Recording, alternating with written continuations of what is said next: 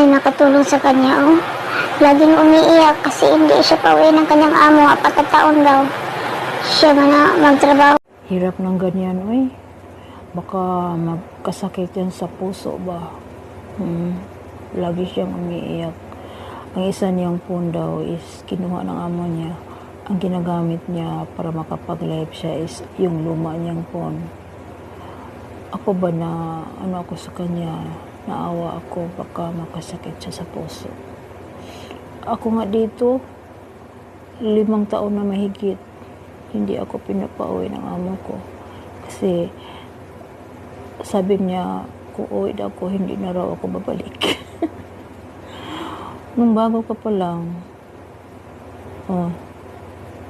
pero ako sanay naman ako dito.